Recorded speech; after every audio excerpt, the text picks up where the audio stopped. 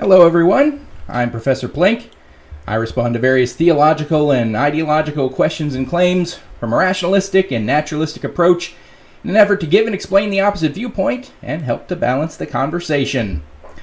Well, this is my first ever live stream, not just for this channel, but first ever live stream I've ever done. So hopefully it all goes well, and be gentle with me if I screw anything up, which is a real possibility, but we're going to hope for the best and hope that it doesn't happen. We're going to have the power of positive thinking and say that it's going to all go well here.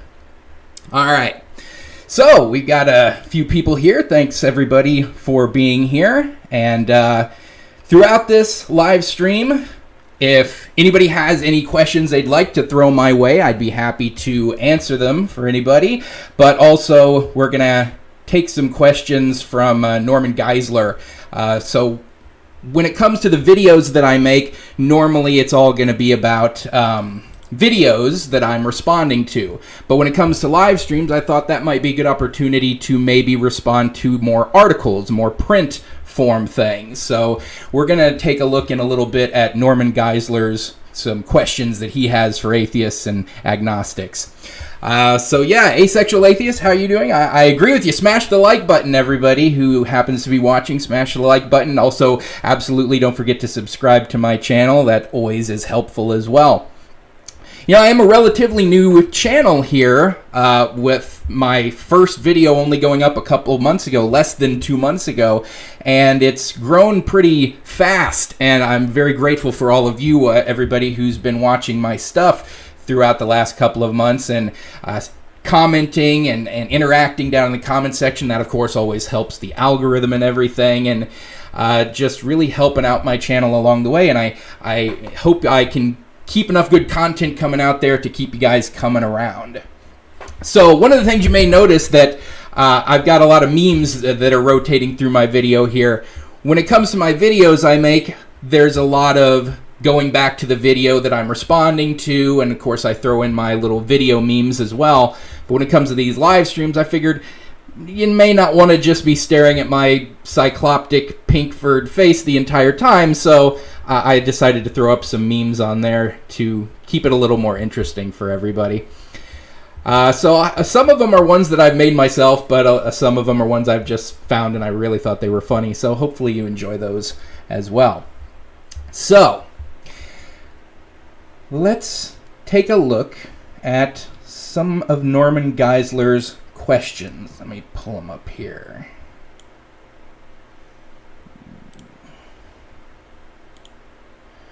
Here we go. So Norman Geisler's questions for atheists.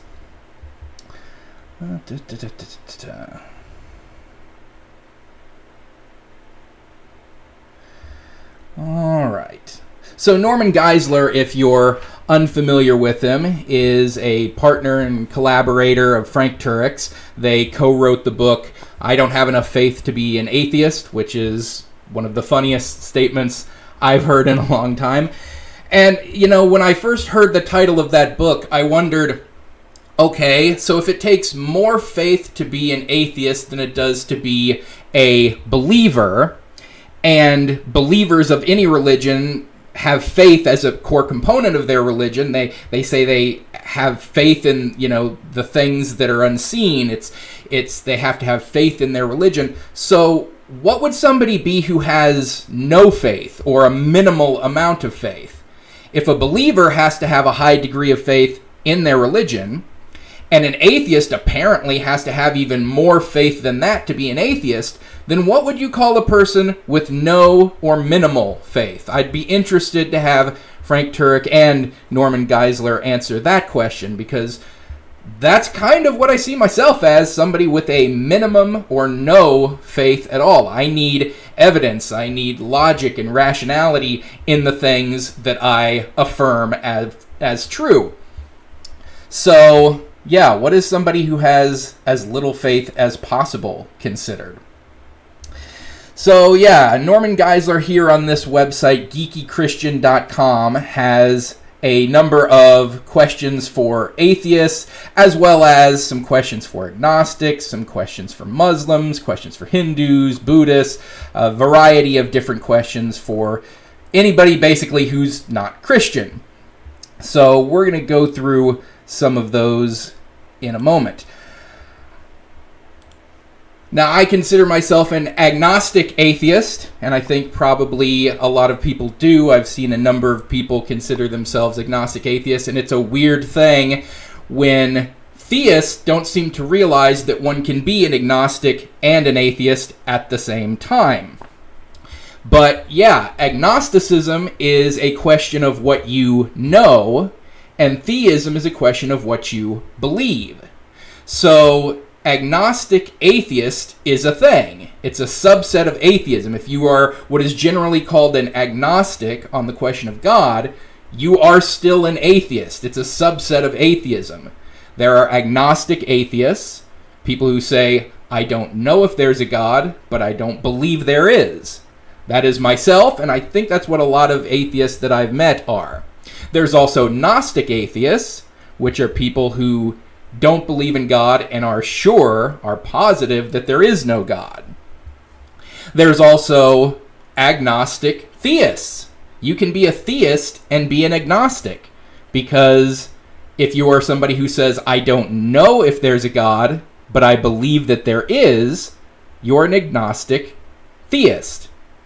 If you're somebody who says, I believe in a God and I'm sure and positive that there is one, then you're a Gnostic theist. So basically you have to be one of four things: an agnostic theist, a Gnostic theist, agnostic atheist, or an agnostic atheist.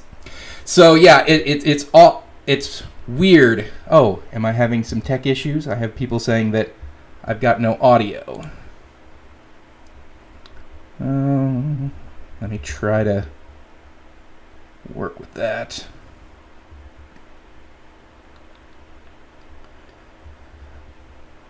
All right.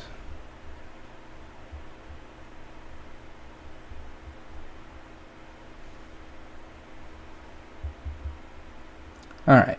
You hear me now? Give me some F's in chat if you can hear me.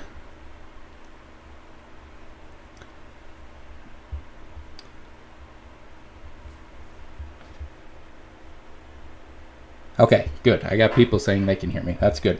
Like I say, this is my first stream. I don't know if I'm going to have some technical issues or not. I'm going to try to keep them to a minimum, but thank you. We'll try to keep this rolling right along. So, I had a trickster who asked, who is Norman Geisler? Norman Geisler is a author and theologian who has worked with Frank Turek quite a bit. He co-wrote the book, I Don't Have Enough Faith to Be an Atheist, with Frank Turek, and he's got some questions that we're going to try to take a look at here in a sec.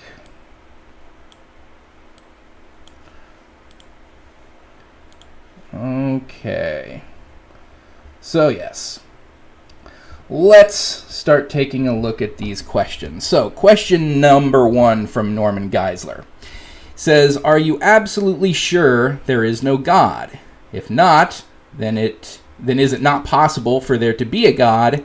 And if it is possible that God exists, then can you think of any reason that would keep you from wanting to look at the evidence? So am I absolutely sure there is no God? No. As I mentioned a few minutes ago, I am an agnostic atheist. I do not assert that there is no God, just that I don't believe in one. So if not, I'm not absolutely sure there is no God, then is it not possible that there is a God? I suppose it is possible that there's a God. I've talked about this a time or two in some of my videos where I say that I could never know all the possible God concepts that there are.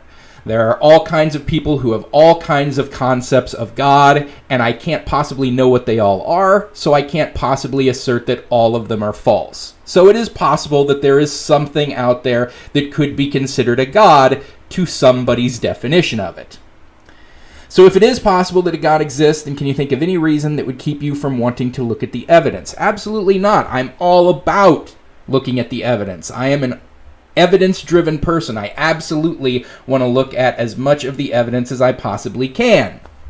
And that's what I've been doing for quite a while. I spent a good 5 years when I was deconverting, just desperate to hold on to my faith and looking for all the evidence and reasoning that I could possibly find to continue to believe in God, and I came up with bupkis. I came up with no good reasons to continue to believe in God. It was just a bunch of fallacious reasoning, a bunch of bad reasoning, and it's just ultimately nothing that I could hang my hat on. So yeah, I absolutely want to look at the evidence. If there's any new evidence out there, I'd be happy to hear it. But in the years that I've been going into this sort of thing and looking into theistic arguments, I haven't come across any good evidence, and I haven't come across any new evidence in several years now. So if you got anything new, I'd love to see it. Question 2, would you agree that intelligently designed things call for an intelligent designer of them? If so, then would you agree that evidence for intelligent design in the universe would be evidence for a designer of the universe? Sure. I would agree that intelligently designed things call for an intelligent designer. If something is conclusively proven to be intelligently designed, then obviously it had an intelligent designer. But the core part of that is it has to be conclusively proven to be intelligently designed.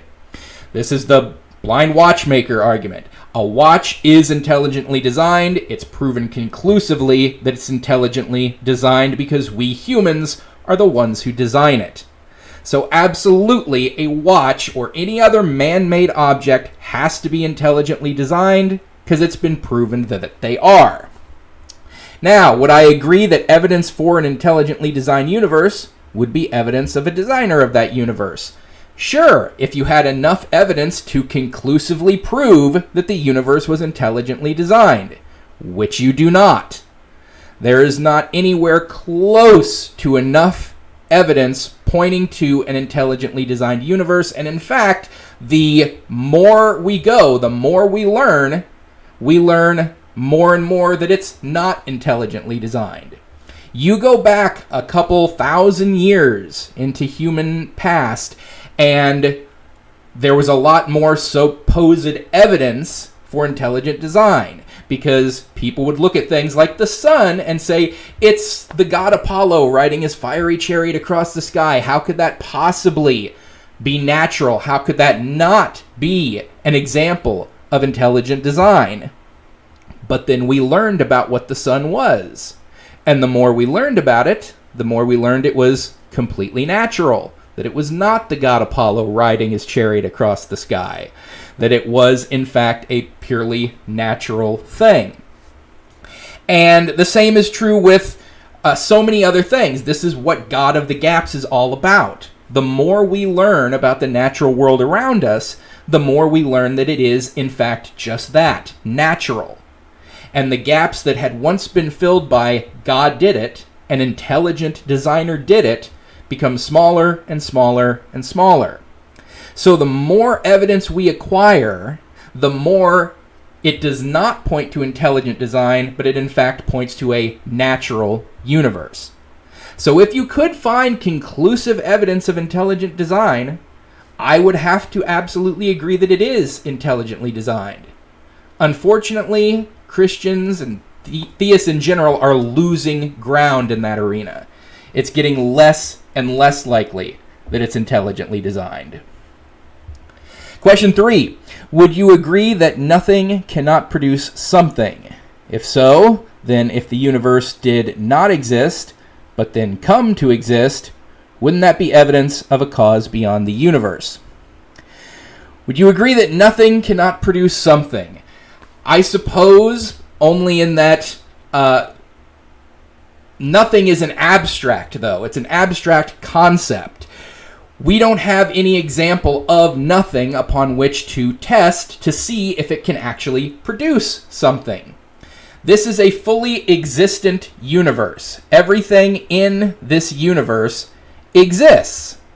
And so there is no non-existence within this universe that we can look at and say, hey, there's There's some nothing that we can look at. There's some non-existence that we can look at and examine and say, hey, something can't come from that nothing.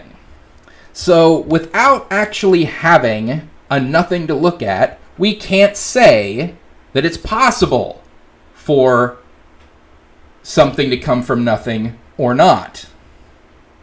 So that's kind of a weird thing to say in the first place. But then beyond that, he says, if so, then if the universe did not exist but then came to exist, would that be evidence of a cause beyond the universe? Well, that's assuming, of course, that the universe came into existence out of nothing.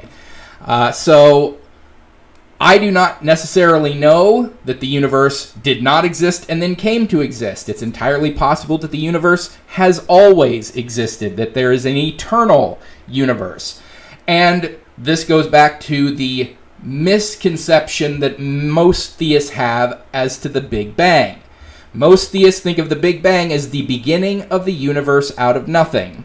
That is not what the Big Bang is. That is not what the Big Bang has ever been thought of.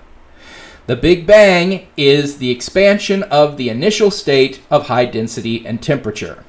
That means that there was an initial state of high density and temperature at the time that the Big Bang began. So it was not the creation of the universe out of nothing. Now, as to where the initial state came from, if it always existed, or if it was in fact caused by something, we don't know, because we cannot examine past the Planck time, which was millions and millions and trillions of a second after the Big Bang began. Maybe one day we'll be able to examine past the Planck time, but at current, we can't. So we can't say whether or not the universe at its initial state of high density and temperature came into existence, was caused by something, or if it always existed. So that's a basically an incorrect kind of a question from Geisler there. Question 4. Would you agree with me that just because we cannot see something with our eyes, such as our mind, gravity, magnetism, the wind, that does not mean it does not exist? Sure, I'd agree with that. However, whether or not we can see something with our eyes has never been a standard bearer of whether or not we know something exists. No atheist is arguing that we can't see God, therefore there is no God. No atheist is saying that. That is not our argument. That has never been our argument. However, we do want to be able to, in some way, measure or detect something in order to have evidence that it exists. No, we can't see the wind. But you know what we can do? We can feel it. We can detect it in a number of ways. We have all sorts of instrumentation that can accurately measure the wind, its speed, its direction. We have all kinds of ways of detecting the wind. We may not be able to see gravity, but we can absolutely see its effects, and we can measure its effects. We have calculations that can figure out exactly how the gravitational effect is going to affect things. Obviously, on this planet, we know things fall at the same rate, and you go to other planets with higher gravity, it's going to be different. But we have formula for the gravitational constant of the universe. We know exactly how the curvature of space-time caused by gravity is going to affect things. So we can detect gravity even if we can't see it. We can detect virtually everything on his little list here. Magnetism, we can detect magnetism even though we can't see it. So it's not about whether or not we can see things. It's about whether or not we can detect them, measure them, or have any real reason to believe it exists. If there's something that we absolutely cannot detect in any way, shape, or form, we cannot measure in any way, shape, or form, we cannot have any direct evidence of it, like, say, universe belching unicorns from the 8th dimension, then there's no reason to believe that it actually exists. So it's not about whether we can see it with our eyes. It's about whether there's any way that we can detect it at all and any reason to think it actually exists. All right, question 5. Would you also agree that just because we cannot see God with our eyes does not necessarily mean he does not exist? Sure, yeah. Just because we can't see him with our eyes doesn't mean he doesn't exist. Just because a blind person can't see you with their eyes doesn't mean you don't exist, and the blind person shouldn't think that. It's not about whether we can see it with our eyes. This is the kind of thing that a flat earther would say. Flat earthers are all about what they can see. There's no curvature to the earth because we can't see it. But that's not what an atheist says. An atheist doesn't say there is no God because we can't see it. An atheist says I don't believe in God because there's no reason to believe in God. We can't detect it in any way, shape, or form. There's no conclusive evidence to the existence of God. Just because I can't see God does not mean God does not exist. But there's absolutely no reason to think that he does exist. Alright, question number 6. In the light of the Big Bang evidence, oh goody, he's going to talk about the Big Bang. I'm sure he's going to get it right too. In the light of the Big Bang evidence of the origin of the universe, is it more reasonable to believe that no one created something out of nothing, or someone created something out of nothing? So, false dilemma fallacy right there. He's giving us two choices. No one created something out of nothing, or someone created something out of nothing. False dilemma fallacy is when you're given a restricted set of choices and said that it has to be one or the other. It's entirely possible that it is neither of these, because I would not say that either of these is realistic. So I would not say no one created something out of nothing, and I would not say someone created something out of nothing, because I don't exactly think that there's any reason to think of something coming out of nothing. That's certainly not what the Big Bang says. The Big Bang cosmology does not say something came out of nothing. Because once again, like every other theist I've ever encountered, Geisler does not seem to understand the Big Bang. And I've said it a bajillion times before, so I'm going to keep having to say it. The Big Bang Theory does not say that something came out of nothing. The Big Bang was the expansion of the universe from the initial state of high density and temperature. Where that initial state of high density and temperature came from, we don't know. No idea on that one.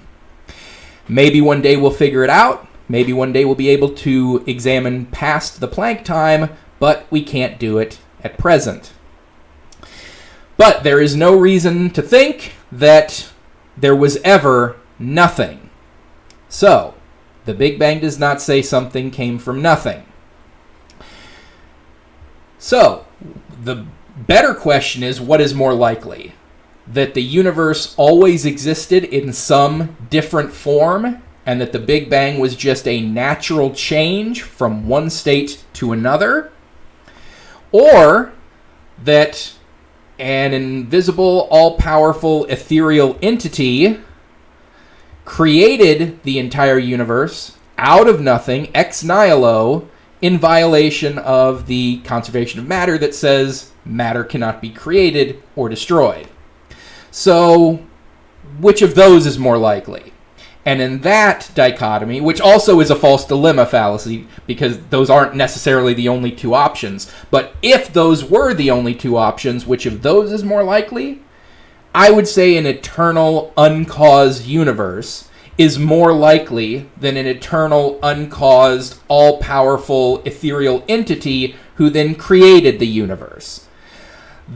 I don't like to misuse Occam's razor, and a lot of people do, but Occam's razor is basically saying whichever possibility requires making the fewest assumptions is most likely to be correct.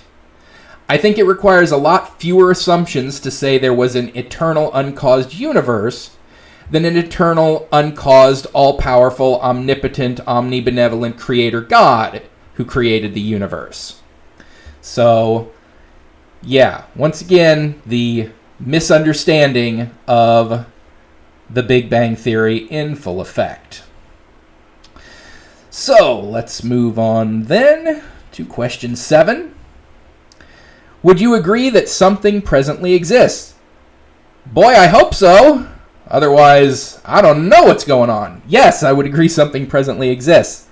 If something presently exists and something cannot come from nothing, then would you also agree that something must have always existed?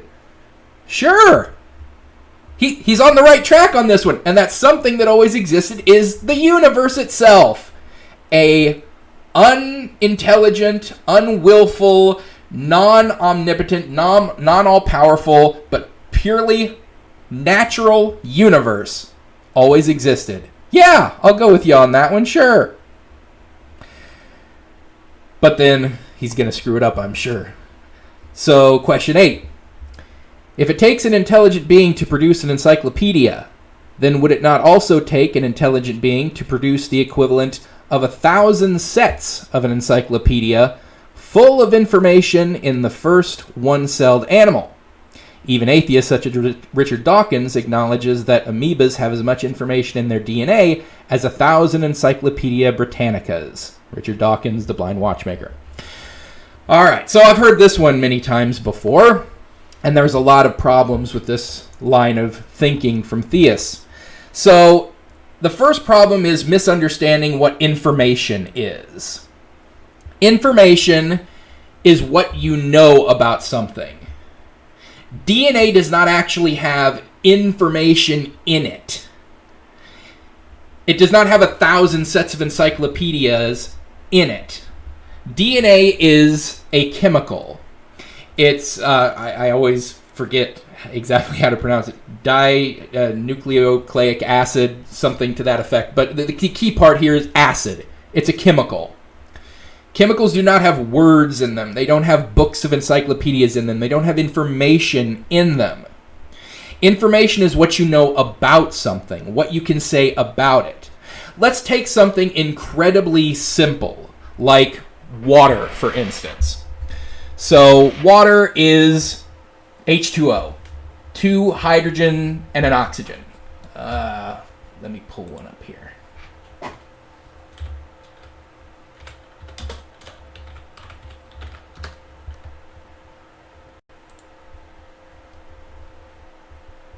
Alright. So, this is water. 2 hydrogen, 1 oxygen. Very simple. But, what information do we know about water? What could we say about water? How much, in terms of words, could we fill up talking about water? Probably entire books if you wanted to really get specific about the exact nature of water and how it interacts with everything else. Its freezing point, its boiling point, what happens when it evaporates, then goes up into the air, forms clouds, comes down as rain. It is vital for virtually all life. So we could talk about how water interacts with all sorts of other chemicals and how it's necessary for hydration of all life and how it's crucial in growing and how it's crucial in changing of virtually anything from one form to another. It's necessary for photosynthesis. It's necessary for so many things. And if you got really, really specific in talking about it, you could fill up entire books with all of the information that you know about water and its very specific traits. And that's from something as simple as 2 hydrogen and 1 oxygen molecule. Well, now let's take a look at how complex DNA as a molecule is.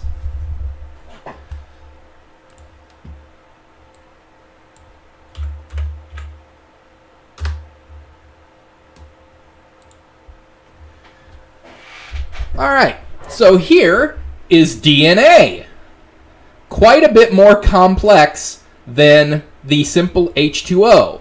There's all kinds of atoms in this. There's hydrogen, there's oxygen, there's nitrogen, there's carbon, there's phosphorus, all arranged in very intricate ways in this particular molecule. So if we could have books worth of information on a simple H2O, how much information could we come up with about DNA? Significantly more information. Because again, information is what you know about something, what you can determine about something. It's not that information is in the molecule itself. It's not that there are volumes of encyclopedias in DNA. It's a chemical. It's atoms connected through chemical bonds. Information is what we know about it, what we can say about it. So this is a fundamental misunderstanding of what information is and what it means. So no, I would not say that it takes an intelligent being to create DNA, and it just happens to have a lot of complex properties that we, intelligent beings, can then come up with thousands of sets of encyclopedias worth of information about it. The information wasn't in the DNA. The information is what we came up with once we learned about it. So that would be my response to that one. Question 9. If an effect cannot be greater than its cause, since you can't give what you do not have to give, then does it not make more sense that the mind produce matter than that matter produce mind, as atheists say? Alright, so my response to this one is, do you remember in The Last Jedi when Luke Skywalker would say, "Amazing, every single thing you just said is wrong"? That's how I feel about that particular question. Everything he said was wrong. So the first thing he says is an effect cannot be greater than its cause.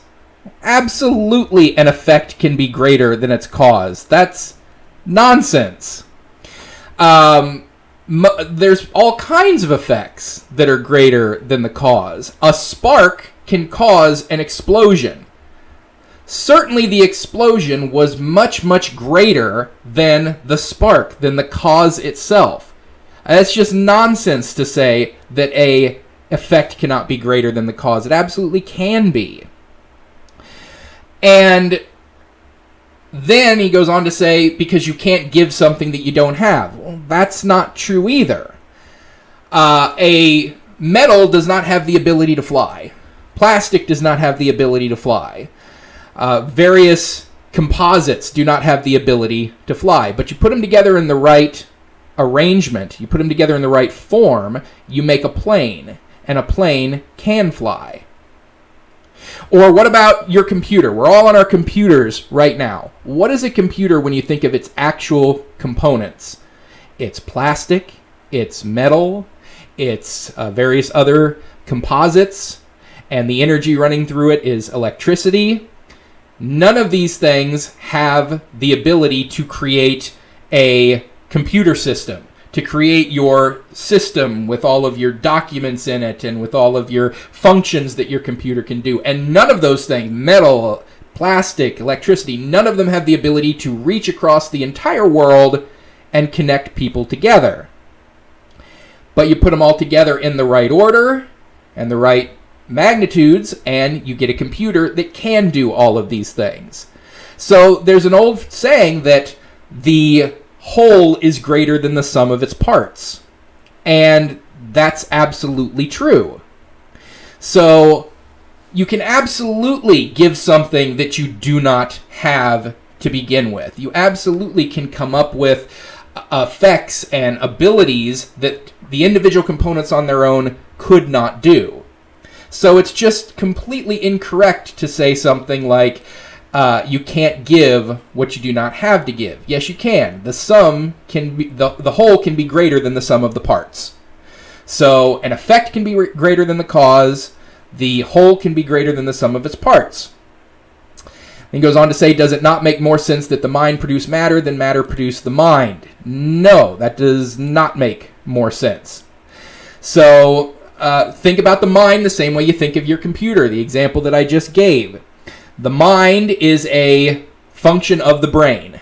The brain produces the mind, and the brain had to come first. The same way your computer system and its homepage and all of the effects that it can do, all of the things that it can carry out, all the processes it can do. You had to have the computer before the computer could actually do any of those things. So the matter of your computer preceded the functions of the computer. Well, the matter of our brain preceded the function of our brains, one of those functions being the mind itself.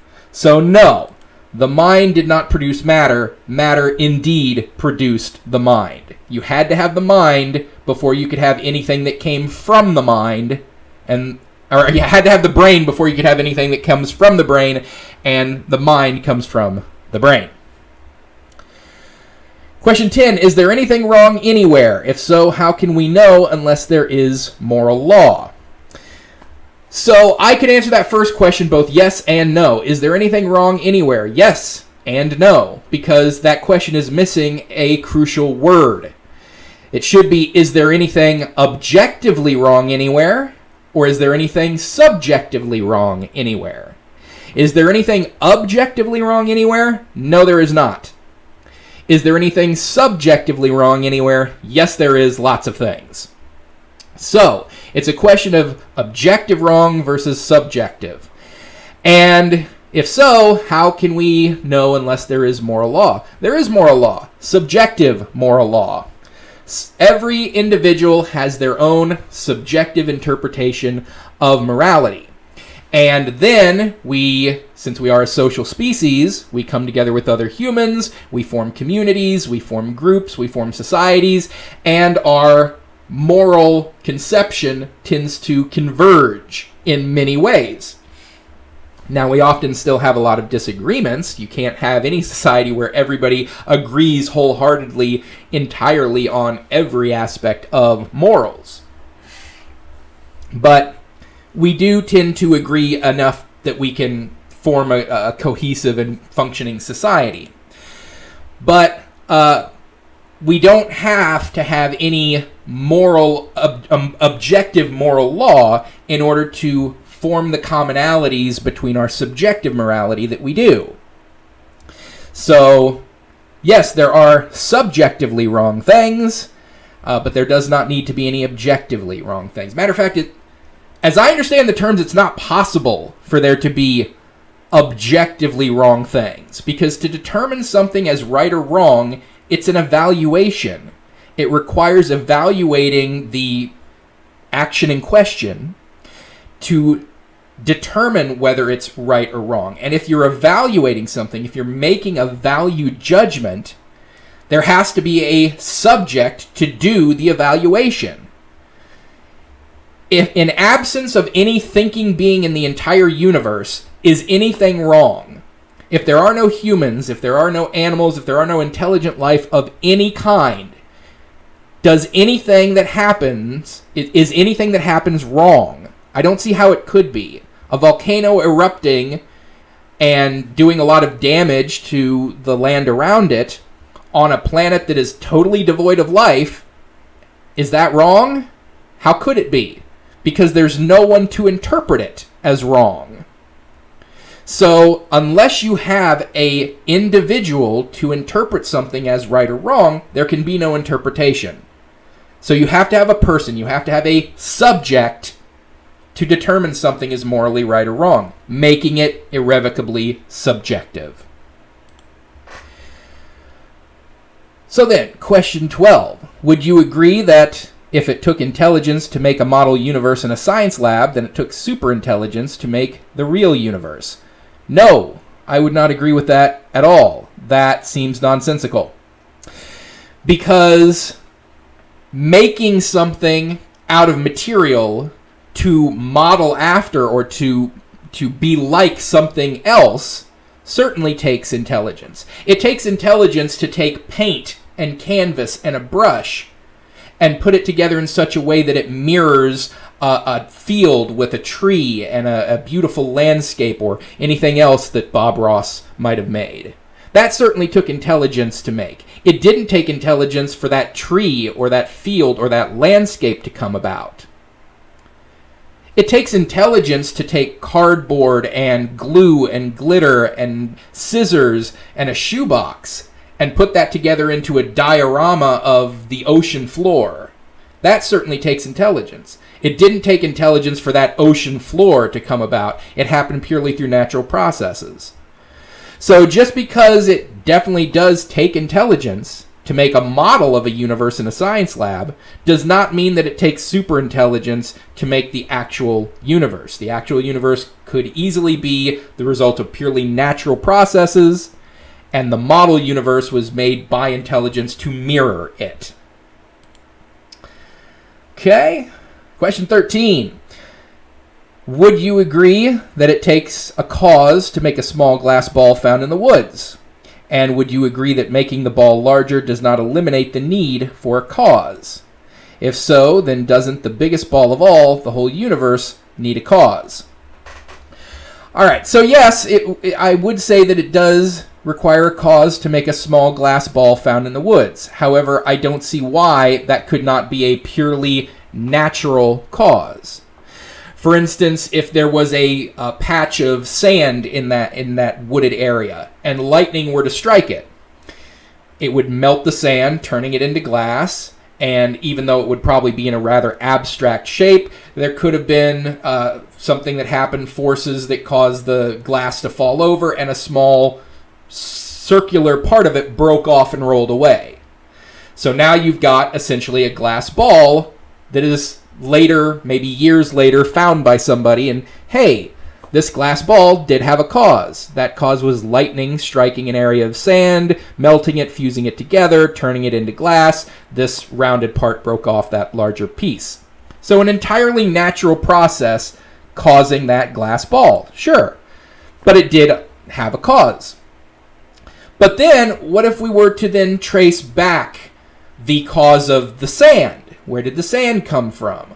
Well, you get into a kind of infinite regress sort of thing where eventually you go all the way back to the Big Bang and the current presentation of our universe and how that began, because everything in the universe can be traced back to the Big Bang. And then we hit the Planck time and we can't examine back any further.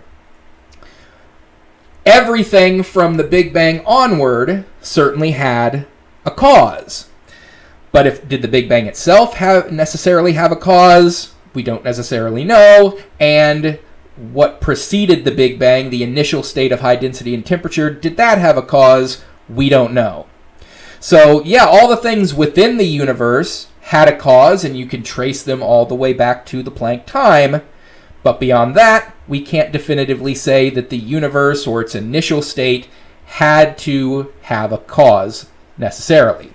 And even if we did, we could not conclude that that cause was an omnipotent, omnibenevolent, omnipresent, ethereal deity. So, no.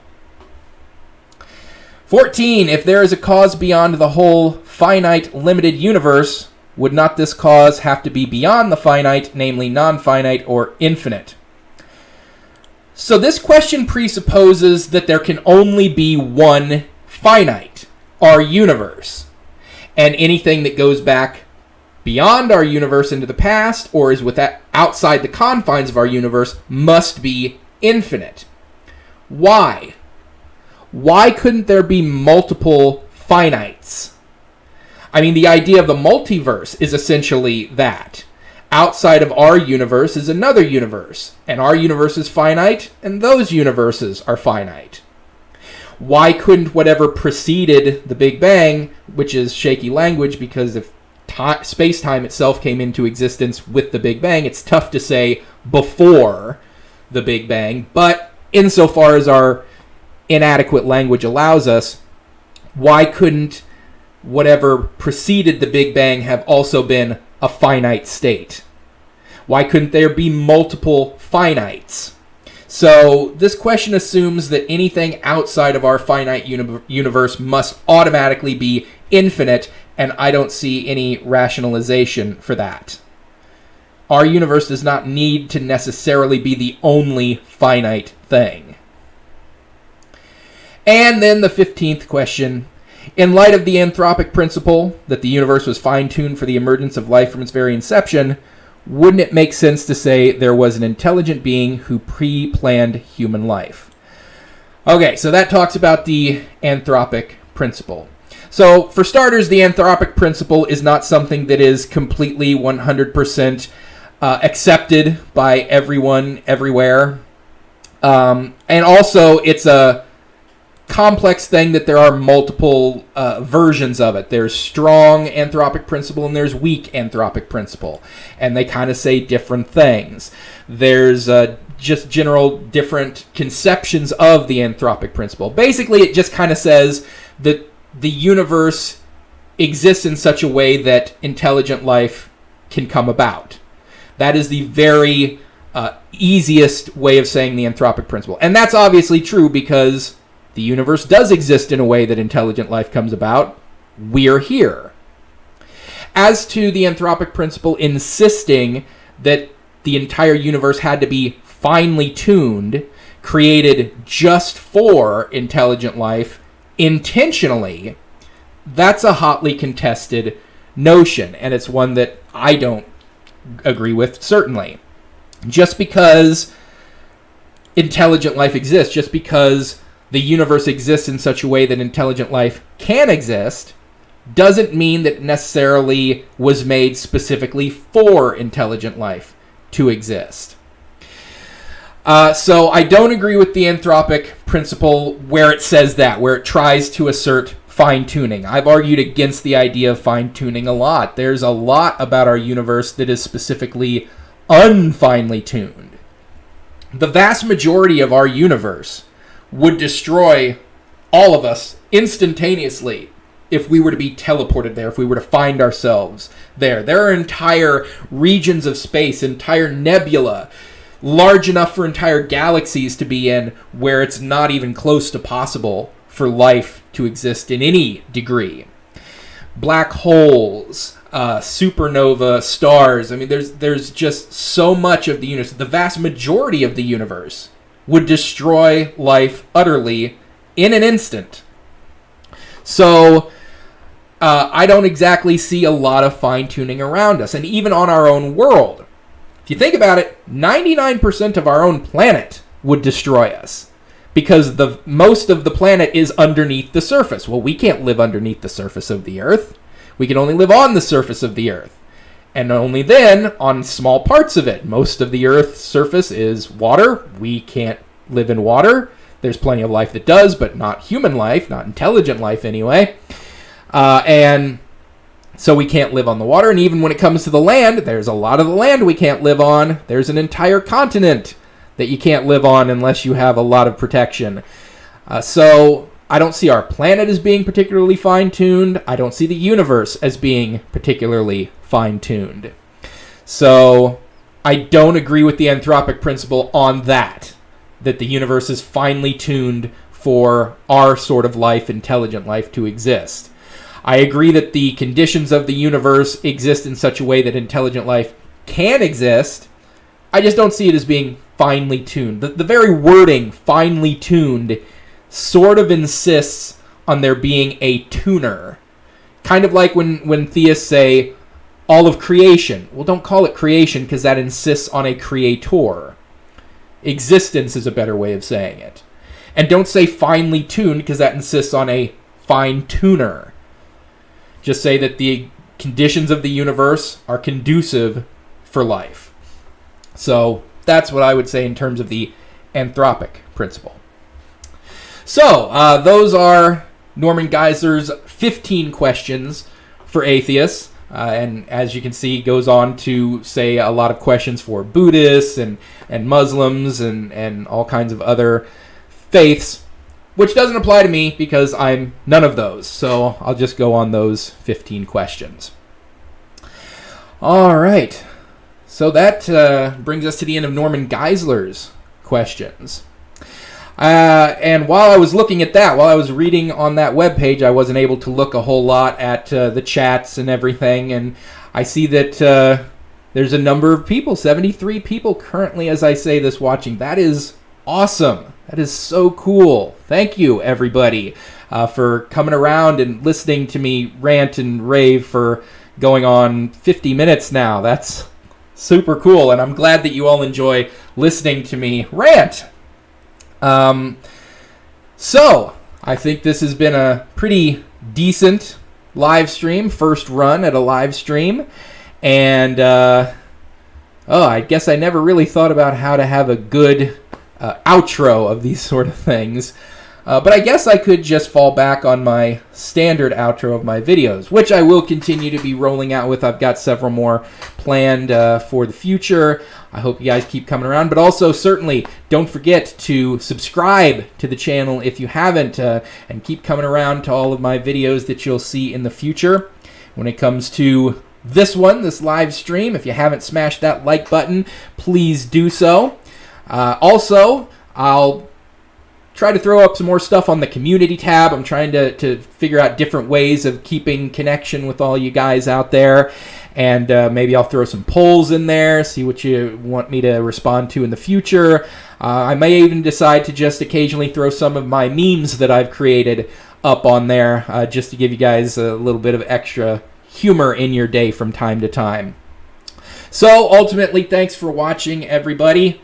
Don't forget to, of course, like this video and subscribe to the channel and keep coming around to check out my other videos. Until next time, I'm Professor Plink reminding you to keep striving for greater understanding. It's the best way to get wherever you want to go.